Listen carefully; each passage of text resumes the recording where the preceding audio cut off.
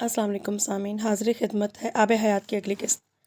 حبیب صاحب کی بیوی نے کئی چکر لگائے میرے گھر کے، ہر بار کچھ نہ کچھ لے کر آتی تھیں۔ آمنہ کے لیے کہتی تھیں ہمیں جہیز نہیں چاہیے، بس آمنہ کا رشتہ دیتے کہتی تھیں، منتیں کرتی تھیں۔ بلکہ امامہ کے دفتر اپنے بیٹے کو بھی لے گئی تھیں ایک دن۔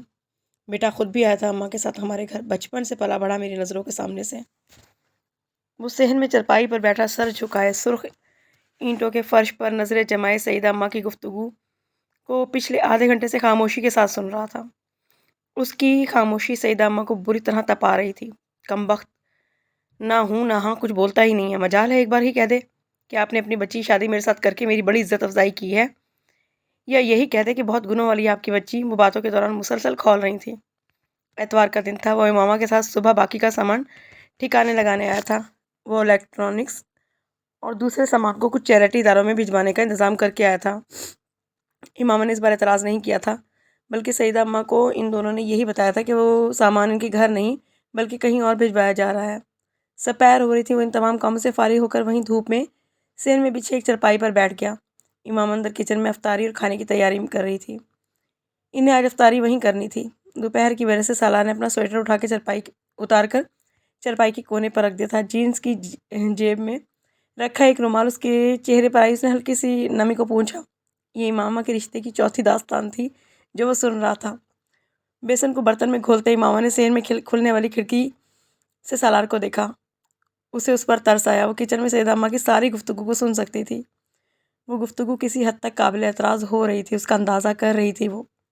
3 دفعہ اس نے مختلف بہانوں سے سیدہ اماں کو آ کر ٹالنے کی کوشش کی۔ گفتگو کا موضوع بدلا، لیکن جیسے ہی وہ کچن میں آتی، باہر ذہن میں پھر وہی گفتگو شروع ہو جاتی۔ اونچا لمبا نوجوان تھا، قد تم سے کچھ آدھ فٹ زیادہ ہی ہوگا۔ حبیب صاحب کے بیٹے کا حلیہ بیان کرتے سیدہ اماں مبالغے کی آخری حدوں کو چھو رہی تھی۔ سالار کا اپنا قد 6 فٹ 2 انچ کے برابر تھا، اور آدھا فٹ ہونے کا مطلب 6.25 فٹ، جو کم از کم لاہور میں پایا جانا ناممکن نہیں تو مشکل ضرور تھا۔ اماں، زیرہ نہیں مل رہا مجھے، امامہ نے کھڑکی سے جھانکتے ہوئے سیدہ اماں کو کہا۔ اس کے علاوہ اب اور کوئی چارہ نہیں تھا کہ وہ انہیں اندر بلا لیتی۔ ارے بیٹا، ادھر ہی ہے جدھر ہمیشہ ہوتا ہے، زیرہ نے کہاں جانا ہے؟ سیدہ اماں نے اٹھتے ہوئے کہا۔ صحن میں چارپائی پہ بیٹھے سالار نے جوتے اتار دیے، سویٹر کو سر کے نیچے رکھا اور چارپائی پہ چت لیٹ گیا۔ اندر سے امامہ اور سیدہ اماں کی باتوں کی آواز اب بھی آ رہی تھی، لیکن سالار نے ان آوازوں سے توجہ ہٹا لی۔ وہ سرخ اینٹوں کی دیوار پر چڑھی سبز پتوں والی بیل کو دیکھ رہا تھا۔ دھوپ اب کچھ اور ڈھلنے لگی تھی، مگر اس میں ابھی بھی تمازت تھی۔ برابر کے کسی صحن سے چند کبوتر اڑ کر صحن کے اوپر سے گزرے۔ ان میں سے ایک کبوتر کچھ دیر کے لیے صحن کی دیوار پر بیٹھ گیا۔ ایک طویل عرصے بعد اس نے دھوپ میں ایسا سکون پایا تھا۔ دھوپ میں سکون نہیں تھا، زندگی میں سکون تھا۔ اس نے آنکھیں بند کی اور پھر چند لمحوں کے بعد چونک کر آنکھیں کھولی۔ وہ بڑے غیر محسوس انداز میں اس کے سر کے نیچے ایک تکیہ رکھنے کی کوشش کر رہی تھی۔ اسے آنکھیں کھولتے دیکھ کر اس نے کچھ معذرت خواہ انداز میں کہا، گردن تھک جاتی تو اس طرح تمہاری۔ اس نے سالار کا سویٹر نکالتے ہوئے کہا۔ سالار نے کچھ کہے بغیر تکیہ سر کے نیچے رکھ لیا۔ وہ اس کا سویٹر طے کرتے ہوئے اپنے بازو پر ڈالتے ہوئے اندر چلی گئی۔ ایسی ناز برداریوں کا کہاں سوچا تھا اس نے، اور ویسی ناز برداریاں چاہتا بھی کہاں تھا اس سے۔ ساتھ ہی خواہش تھی وہ مل گیا، کچھ اور ملتا نہ ملتا۔ اس نے دوبارہ آنکھیں بند کر لیں۔ خوف کہاں سے نکل رہا تھا وہ اندازہ نہیں کر سکا، خون کہاں سے نکل رہا تھا وہ اندازہ نہیں کر سکا، لیکن اس کے ہاتھوں پر خون لگا ہوا تھا۔ وہ ہتھیلیوں کو تکلیف اور خوف کے عالم میں دیکھ رہا تھا۔ پھر اس نے جھک کر اپنا سفید لباس کو دیکھا۔ اس کا لباس بے داغ تھا۔ پھر ہاتھوں پہ لگا خون دیکھا، اور جسم میں ہونے والی تکلیف وہ سمجھ نہیں پا رہا تھا۔ اس کی ہتھیلیوں سے خون کے چند قطرے اس کی سفید قمیص کے دامن پر گرے۔ سالار، عصر کا وقت ہوا جا رہا ہے، نماز پڑھ لو۔ وہ ہڑبڑا کر اٹھا تھا۔ امام اس کے پاس کھڑی تھی، اس کا کاندھا ہلاتے ہوئے اسے جگا رہی تھی۔ سالار نے چاروں طرف دیکھا، پھر اپنے ہاتھوں کی ہتھیلیوں کو۔ اس کی ہتھیلیاں صاف تھی، اس کا سانس بے ترتیب تھا۔ امام اس کا کندھا ہلا کر چلی گئی۔ سالار اٹھ کر بیٹھ گیا۔ وہ خواب تھا جو وہ دیکھ رہا تھا۔ چرپائی پہ بیٹھے اس نے خواب کو یاد کرتے ہوئے کچھ آیات کی تلاوت شروع کر دی۔ وہ بہت عرصے بعد کوئی ڈراؤنا خواب دیکھ رہا تھا۔ صحن کی دھوپ اب ڈھل چکی تھی۔ اس نے بے اختیار اپنی گھڑی پر وقت دیکھا۔ عصر کی جماعت کا وقت نکل چکا تھا۔ اسے اب گھر میں ہی نماز پڑھنی تھی۔ اپنی جرابیں اتارتے ہوئے بھی وہ اپنے خواب کے بارے میں سوچ کر پریشان ہوتا رہا۔ امامہ تب تک اس کا سویٹر اور وضو کرنے کے لیے چپل اندر سے لے آئی تھی۔ طبیعت ٹھیک ہے تمہاری؟ اسے سویٹر دیتے ہی امامہ نے پہلی مرتبہ اس کے چہرے کو غور سے دیکھا۔ اس کا چہرہ اسے کچھ سرخ لگا تھا۔ اس نے سالار کی پیشانی پر ہاتھ رکھ کر اس کا ٹیمپریچر چیک کیا۔ بخار نہیں ہے، دھوپ میں سونے کی وجہ سے لگا ہے۔ سالار نے سویٹر پہنتے ہوئے اسے کہا۔ امیمہ کو کسی گہری سوچ میں لگا۔ وہ اس ہفتے پھر اسے اپنے ساتھ کراچی لے گیا، لیکن اس بار وہ رات کی فلائٹ سے واپس آ گئے تھے۔ پہلے کی طرح اس بار بھی وہ ہوٹل میں رہے تھے۔ سالار اپنے آفس میں مصروف رہا جبکہ وہ انیتا کے ساتھ گھومتی پھرتی رہی۔ سالار سے اس کی دوبارہ ملاقات اس رات فلائٹ سے پہلے ہوئی تھی۔ وہ کچھ تو چپ تھی، سالار نے نوٹس کیا تھا، مگر اس کے ساتھ اس فلائٹ میں اس کے بینک کے کچھ غیر ملکی عہدیداران بھی سفر کر رہے تھے۔ وہ لاؤنج میں اس کے ساتھ مصروف رہا۔ فلائٹ میں بھی وہ سیٹ بدل کر ان کے پاس چلا گیا۔ امامہ سے اس کو بات کرنے کا موقع ایئرپورٹ سے واپسی پر ملا۔ کار پارکنگ میں پڑی۔ اپنی گاڑی میں بیٹھتے ہوئے اس نے امامہ سے پہلا سوال یہی کیا، تم اتنی خاموش کیوں ہو؟ کس سے باتیں کروں؟ اپنے آپ سے، تم تو مصروف تھے، امامہ نے جواباً کہا۔ چلو اب بات کرو، سالار نے موضوع بدلتے ہوئے کہا۔ کیسا رہا آج کا دن؟ بس ٹھیک تھا۔ کہاں گئی تھی آج تم؟ اس نے سالار کو ان 2-3 جگہوں کے نام بتائے جو وہ انیتا کے ساتھ گئی تھی، مگر سالار کو اس کے ساتھ انداز میں ایکسائٹمنٹ کا کوئی عنصر اب نظر نہیں آ رہا تھا جو پچھلی بار تھا۔ تمہاری پے کتنی ہے سالار؟ وہ چند لمحے کے لیے ٹھٹکا۔ وہ بے حد سنجیدہ تھی۔ وہ بے اختیار ہنس دیا۔ فوری طور پر اس کے سوال کی وجہ اس کی سمجھ میں نہیں آئی تھی۔ نو کمنٹس۔ میں بھی سیریس ہوں۔ میں شوہر ہوں تمہارا، لیکن بے وقوف نہیں ہوں۔ جس اپارٹمنٹ میں ہم رہ رہے ہیں وہ تمہارا ذاتی ہے؟ اگلے سوال نے سالار کو اور حیران کیا تھا۔ وہ اب بھی بے حد سنجیدہ تھی۔ نہیں، رینٹڈ ہے، لیکن تم کیوں پوچھ رہے ہو یہ سب کچھ؟ اپنے جواب پر اسے امامہ کے چہرے پر مایوسی اتنی صاف نظر آئی کہ وہ بھی یکدم سنجیدہ ہو گیا۔ ایسے ہی پوچھ رہی تھی، میں سمجھ رہی تھی تمہارا اپنا ہوگا۔ وہ اب اسے کچھ سوچتی ہوئی لگی۔ سالار بہت غور سے اس کا چہرہ دیکھتا رہا۔ میں سوچ رہی ہوں تم نے جو پیسے مجھے دیے اسے کوئی پلاٹ لے لیں۔ امامہ کیا پرابلم ہے؟ سالار نے اس بار اس کے کاندھوں کے گرد اپنے بازو پھیلاتے ہوئے کہا۔ کوئی پرابلم نہیں ہے، اپنا گھر بنانا چاہیے نا ہمیں۔ وہ اب بھی سنجیدہ تھی۔ تم انیتا کا گھر دیکھ کر آئی ہو؟ ایک جھماکے کے ساتھ سالار کو ایک خیال آیا۔ انیتا کچھ عرصے پہلے اپنے نئے گھر میں شفٹ ہوئی ہے اور ان دنوں اس کے گھر کا انٹیریئر ہو رہا ہے۔ ہاں، امام نے سر ہلایا۔ سالار نے گہری سانس لی۔ اس کا اندازہ ٹھیک نکلا تھا۔ بہت اچھا ہے نا گھر اس کا؟ وہ اب سالار سے کہہ رہی تھی۔ اس کے لہجے میں بے حد اشتیاق تھا۔ ہاں، اچھا ہے، سالار نے ہاتھ ہٹاتے ہوئے کہا۔ 4 کنال پہ محیط انیتا کے گھر کو کراچی کی معروف آرکیٹیکچر نے ڈیزائن کیا تھا۔ اس کے برے ہونے کا تو سوال ہی پیدا نہیں ہوتا۔ تم نے سوئمنگ پول میں بوٹ دیکھی ہے؟ نہیں، میں کافی مہینوں پہلے سے اس کا گھر دیکھا تھا، تب انٹیریئر شروع نہیں ہوا تھا۔ ویسے سوئمنگ پول میں بوٹ کا کیا کام؟ اصلی والی نہیں ہے، چھوٹی سی ہے، لکڑی کی لگتی ہے لیکن کسی اور مٹیریل کی ہے۔ اس پر ایک چھوٹی ونڈ مل بھی ہے اور اب وہ ہوا سے اس سارے سوئمنگ پول میں حرکت کرتی رہتی ہے۔ وہ مسکراتے ہوئے اس کا چہرہ دیکھتا اس کی باتیں سن رہا تھا۔ وہ اسے اس کشتی کی ایک چیز بتا رہی تھی۔ انیتا نے بڑا ظلم کیا ہے مجھ پر۔ اس کے خاموش ہونے پر سالار نے کہا، کیوں؟ وہ چونکی۔ میری شادی کے تیسرے ہی ہفتے میری بیوی کو اپنا گھر دکھا دیا۔ وہ بڑبڑایا۔ کئی زمین خرید لیتے ہیں سالار۔ امامہ نے اس کی بات نظر انداز کی۔ امامہ، میرے پاس 2 پلاٹ ہیں، پاپا نے دیے ہیں۔ اسلام آباد میں تو گھر بنانا اتنا بڑا مسئلہ نہیں ہوگا، جب بنانا ہوگا بنا لیں گے۔ سالار نے اسے تسلی دینے کی کوشش کی۔ وہ ایک دم پرجوش ہوئی۔ کتنے بڑے پلاٹ ہیں؟ 10 مرلے کے ہیں بس؟ کم از کم 1-2 کنال تو ہونے چاہیے تھے۔ وہ مایوس سی ہوئی۔ ہاں، 10 مرلے کم ہیں، 2 کنال تو ہونا ہی چاہیے، سالار نے تائید کی۔ نہیں، 2 نہ ہو، 1 ہی ہو جائے، 1 بھی بہت ہے۔ اس میں ایک سبزیوں کا فارم بنائیں گے، جانور بھی رکھیں گے، ایک سمر ہاؤس بنائیں گے اور ایک فش فارم بھی بنا لیں گے۔ سالار کو لگا کہ امامہ کو جگہ کا اندازہ کرنے میں غلطی ہوئی ہے۔ 1 کنال میں یہ سب کچھ نہیں بن سکتا امامہ، اس نے مدھم آواز میں اس سے کہا۔ وہ چونکی۔ لیکن میں تو 1 ایکڑ کی بات کر رہی تھی۔ وہ چند لمحے حیران رہ گیا۔ اسلام آباد میں تمہیں ایکڑ زمین کہاں سے ملے گی؟ چند لمحوں بعد سنبھل کر اس نے پوچھا۔ اسلام آباد سے باہر تو مل سکتی ہے نا؟ امامہ سنجیدہ تھی۔ تم پھر گھر نہ کہو نا، یہ کہو فارم ہاؤس بنانا چاہتی ہو تم؟ نہیں، فارم ہاؤس نہیں، ایک بڑی سی کھلی سی جگہ پر ایک چھوٹا سا گھر، جیسے کوئی وادی، اس طرح کی وادی میں گھر۔ پاپا بھی کبھی ایک فارم ہاؤس ہے، کبھی کبھار جاتے ہیں ہم لوگ، تمہیں بھی لے جایا کروں گا وہاں پر۔ سالار نے اسے پھر ٹالا۔ میں فارم ہاؤس کی بات نہیں کر رہی، اصلی والے گھر کی بات کر رہی ہوں۔ امامہ اب بھی اپنی بات پر اڑی ہوئی تھی۔ جس طرح کا میرا پروفیشن ہے نا امامہ، اس میں فارم ہاؤس تو کے شہر سے باہر رہائش رکھنا بھی افورڈ نہیں کر سکتا۔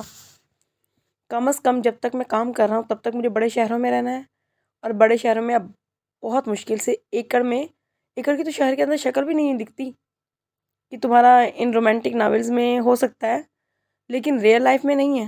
جو چیز ممکن اور پریکٹیکل ہے وہ یہ ہے کہ چند سالوں بعد کوئی لگژری فلیٹ لے لیا جائے، یا 2-4 کنال کا کوئی گھر بنا لیا جائے، یا چلو 5-6 کنال بھی ہو سکتا ہے، لیکن کسی اچھی جگہ پر۔ اس سے بڑا گھر افورڈیبل نہیں ہوگا۔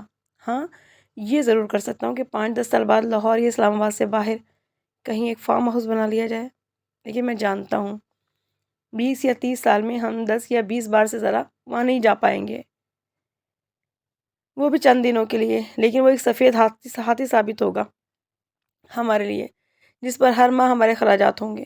سالار کو اندازہ نہیں تھا کہ اس نے ضرورت سے زیادہ صاف گوئی کا مظاہرہ کر دیا ہے۔ امامہ کا رنگ کچھ پھیکا سا پڑ گیا۔ وہ حقیقت تھی جو اسے دکھا رہا تھا۔ سالار نے اسے دوبارہ بولتے نہیں دیکھا۔ گھر پہنچنے تک وہ خاموش رہی، پورا راستہ اس کی خاموشی سے چپتی رہی۔ اچھا، تم گھر کا ایک پیکج اسکیچ بناؤ، میں دیکھوں گا۔ یہ اس نے سونے سے پہلے سرسری سے انداز میں امامہ کو کہا، اور ایک سیکنڈ میں امامہ کے چہرے کا رنگ تبدیل ہو گیا۔ ایک چھوٹی سی بات اسے اتنا خوش کر دے گی، اسے اندازہ نہیں تھا۔ سحری کے وقت جب وہ الارم کی آواز پہ اٹھا تو وہ بستر میں نہیں تھی۔ تم آج پہلے ہی اٹھ گئی؟ وہ کچن میں کام کر رہی تھی جب سالار سحری کے لیے وہاں گیا۔ وہ جواب دینے کے بجائے مسکرائی تھی۔ سالار کو حیرت ہوئی۔ آج اس نے سحری ختم کرنے میں بڑی عجلت دکھائی تھی، اور کیوں دکھائی تھی یہ راز زیادہ دیر تک راز نہیں رہا۔ کھانا ختم کرتے ہی وہ اسکیچ بک اٹھا لائی۔ یہ میں نے اسکیچ کر لیا ہے جس طرح کا گھر میں کہہ رہی تھی۔ سحری کرتے ہوئے سالار بری طرح چونکا۔ وہ اپنی کسی ہدایت پر اتنی فوری عمل درآمد کی توقع نہیں کر رہا تھا۔ وہ اسکیچ بک اس کے سامنے کھولے بیٹھی تھی۔ ٹیشو سے ہاتھ پونچھتے اس کا اسکیچ بک کو تھامے سالار نے ایک نظر اس پہ ڈالی، دوسری اس گھر پر جو سامنے اسکیچ میں نظر آ رہا تھا۔ گھر سے زیادہ اس کو ایک اسٹیٹ کہنا زیادہ بہتر تھا۔ اس گھر میں ہر وہ چیز شامل تھی جس کا ذکر اس نے رات کو کیا تھا۔ فرق صرف یہ تھا کہ پہلے وہ زبانی بتا رہی تھی، اب وہی سب کچھ ایک ڈرائنگ کی شکل میں اس کے سامنے تھا۔ پہاڑوں کے دامن میں کھلے سبزے میں ایک چھوٹا سا گھر، جس کے سامنے ایک جھیل تھی، اس کے ارد گرد چھوٹے چھوٹے سے اسٹرکچرز تھے جس کا وہ ذکر کر رہی تھی، اور سمر ہاؤس تھا۔ اس نے اپنے اسکیچز کو کلر بھی کیا ہوا تھا، اور یہ آگے بھی ہے۔ اس نے سالار کو اسکیچ بک بند کرتے دیکھ کر جلدی سے اگلا صفحہ پلٹ دیا۔ وہ اس کے گھر کا یقیناً عقبی حصہ تھا، جہاں پر ایک استبل، پرندوں کی مختلف قسم کی رہائش گاہیں بنی تھیں، اور اس میں فش فارم بھی تھا جس کا وہ رات کو ذکر کر رہی تھی۔ تم رات کو سوئی نہیں؟ اسکیچ بک بند کرتے ہوئے سالار نے سے پوچھا۔ وہ اسکیچ گھنٹوں کی محنت کے بغیر تیار نہیں ہو سکتا تھا۔ امامہ کو اس کے تبصرے نے جیسے مایوس سا کیا۔ وہ اسکیچز دیکھنے پر سالار سے کسی اور بات کے سننے کی توقع کر رہی تھی۔ اچھا ہے نا؟ اس نے سالار کے سوال کا جواب دیے بغیر کہا۔ کانٹا ہاتھ میں لیے اسے بہت غور سے اس کا چہرہ دیکھتا رہا۔ جو اس کے لیے گھر تھا وہ اس کے لیے اب بھی فارم ہاؤس ہی تھا، اور آسان نہیں تھا، لیکن وہ ایک بار پھر سے بحث نہیں کرنا چاہتا تھا۔ بہت اچھا ہے۔ ایک لمبی سی خاموشی کے بعد کہے جانے والے اس فکرے پہ وہ بے اختیار کھل اٹھی تھی۔ تمہارے دونوں پلاٹس بیچ کر ہم کسی اور جگہ پر بڑی جگہ، ذرا بڑی 1 ایکڑ کی بات کر رہی ہو تم کم از کم، اور زمین تو چلو کسی نہ کسی طرح آ ہی جائے گی، لیکن اس گھر کی مینٹیننس کے اخراجات، مجھے کم از کم کروڑ پتی ہو کر مرنا پڑے گا، اگر ارب پتی نہیں تو۔ سالار نے اس کی بات کاٹ کر کہا۔ امامہ نے بے حد خفگی سے اسکیچ بک بند کر دی۔ ٹھیک ہے، میں نہیں کروں گی اب گھر کی بات۔ وہ پلک جھپکتے میں اٹھ کر اپنی اسکیچ بک کے ساتھ غائب ہو گئی تھی۔ وہ کانٹا ہاتھ میں پکڑے بیٹھا رہ گیا۔ وہ ایک بے حد مذاقہ خیز صورتحال تھی جس کا وہ سامنا کر رہا تھا۔ سالار سحری ختم کر کے بیڈ روم میں آیا۔ امامہ صوفے پر اسکیچ بک کھولے بیٹھی تھی۔ سالار کو دیکھ کر اس نے اسکیچ بک بند کر کے سائڈ ٹیبل پر رکھ دی۔ اگر تمہیں فوری طور پہ گھر چاہیے تو میں خرید لیتا ہوں۔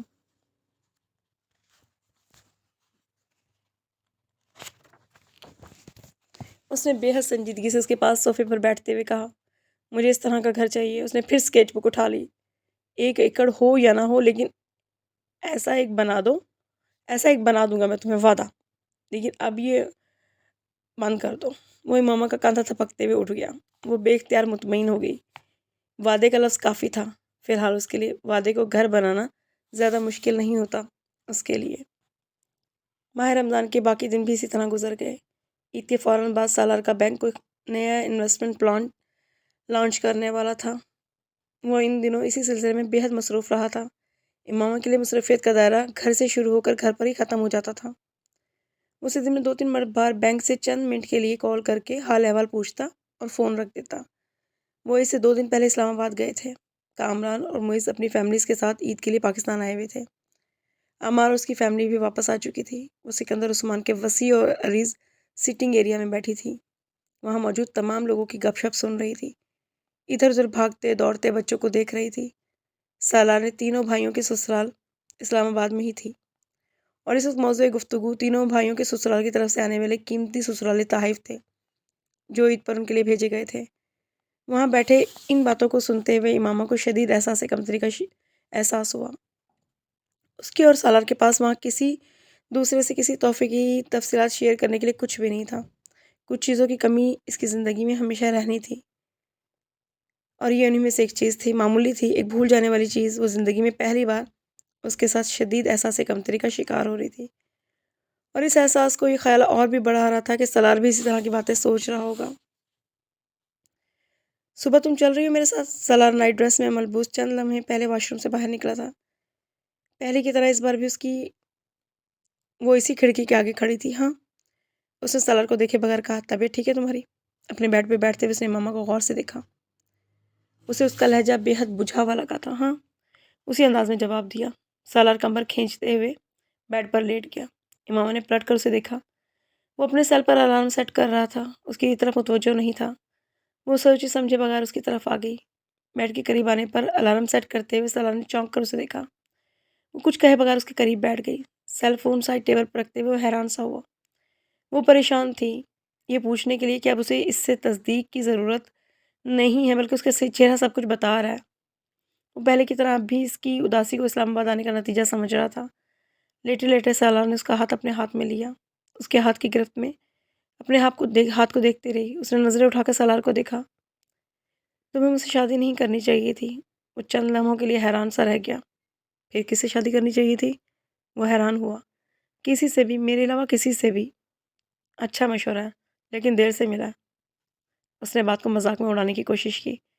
امامہ نے ہاتھ چھڑا لیا۔ تم پچھتا رہے ہو نا؟ اب اٹھ کر بیٹھ گیا۔ میں کیوں پچھتاؤں گا؟ وہ سنجیدہ ہونے لگا۔ تمہیں پتا ہوگا۔ اس نے اٹھنے کی کوشش کی تو سالار نے اسے روکا۔ نہیں، مجھے نہیں پتا، تم بتا دو۔ وہ واقعی حیرت زدہ تھا۔ تمہارا بھی دل چاہتا ہوگا نا کہ کوئی تمہیں بھی کپڑے دے، تحائف دے، اور وہ بات مکمل نہیں کر سکی۔ اس کی آواز پہلے ہی بھر آئی، پھر اس کی آنکھوں سے ٹپ ٹپ آنسو بہنے لگے۔ وہ ہکا بکا اس کا چہرہ دیکھ رہا تھا۔ جو بات اس کے وہم و گمان میں بھی نہیں تھی، وہ اس کے لیے احساس جرم بن رہی تھی۔ میرے خدایا امامہ، تم کیا کیا سوچتی رہتی ہو؟ وہ واقعی ششدر تھا۔ وہ اپنی آنکھوں کو رگڑ کر صاف کرنے کی کوشش کرنے میں بری طرح ناکام ہو رہی تھی۔ آنکھیں آنسو بہانا جانتی تھیں، آنسوؤں کو روکنا نہیں جانتی تھیں۔ بس تمہیں مجھ سے شادی نہیں کرنی چاہیے تھی، یہ اس نے آنسو روکنے اور آنکھیں رگڑنے کی جدوجہد کے دوران کہا۔ وہ بہت دل برداشتہ تھی۔ بات تحفوں کی بھی نہیں ہے۔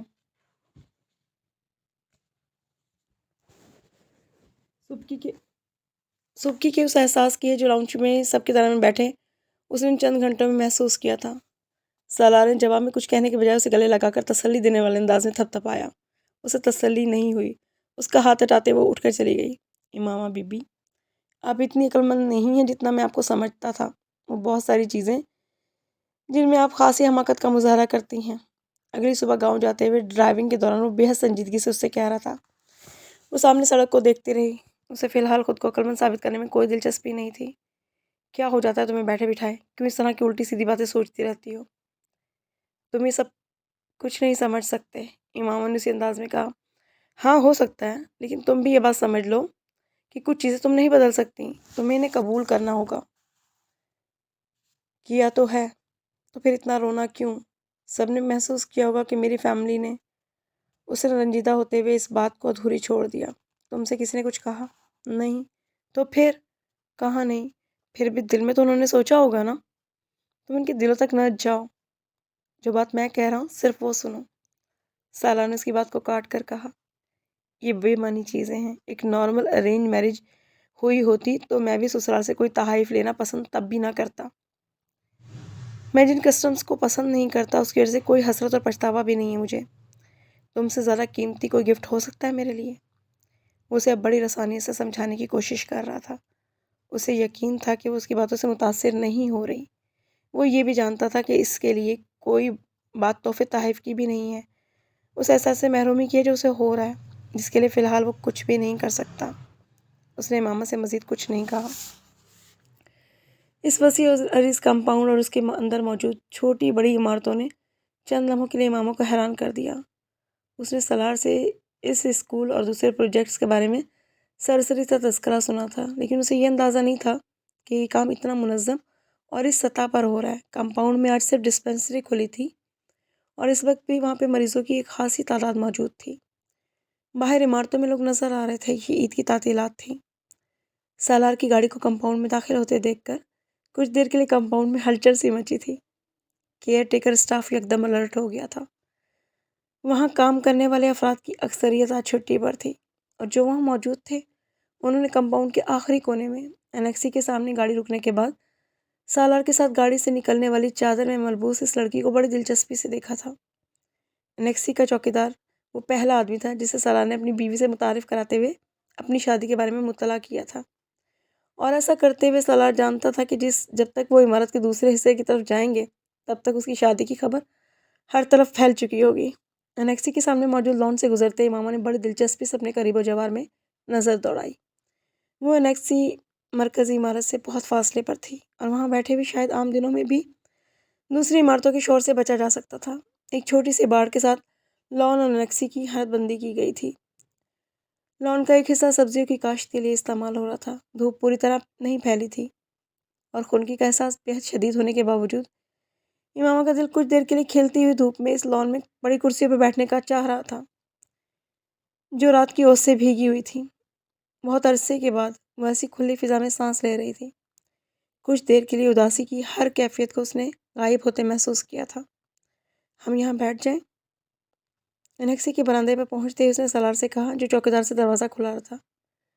نہیں، یہاں کچھ دیر بعد تمہیں سردی لگے گی۔ اندر لاؤنج میں بیٹھ کر بھی تمہیں باہر کا سب کچھ نظر آئے گا۔ فی الحال میں ذرا ڈسپنسری کا ایک راؤنڈ لگا لوں، تمہیں اگر یہاں بیٹھنا ہے تو بیٹھ جاؤ۔ سالار نے اسے کہا۔ نہیں، میں تمہارے ساتھ چلوں گی، اس نے فوراً کہا تھا۔ انیکسی فرنشڈ تھی۔ اس کے اندر داخل ہوتے ہوئے اسے چند لمحوں کے لیے امامہ کو جیسے ساؤنڈ پروف ماحول کا احساس ہوا تھا۔ اندر کچھ ایسی خاموشی سے محسوس ہوئی۔ کبھی ہم بھی یہاں رہنے کے لیے آئیں گے؟ اس نے بے اختیار پوچھا۔ اچھا؟ امامہ کو لگا وہ اسے بہلا رہا ہے۔ اس کا انداز کچھ اتنا ہی عدم دلچسپی لیے ہوئے تھا۔ 10 منٹ بعد وہ اسے مرکزی عمارت اور اس سے منسلک دوسرے حصے دکھا رہا تھا۔ وہ اس عمارت کو دکھانے کے ساتھ ساتھ وہاں موجود اسٹاف کو کچھ ہدایات بھی دے رہا تھا۔ اس کے انداز سے لگ رہا تھا کہ اس جگہ کے بارے میں معلومات اس کی انگلیوں پر ہیں۔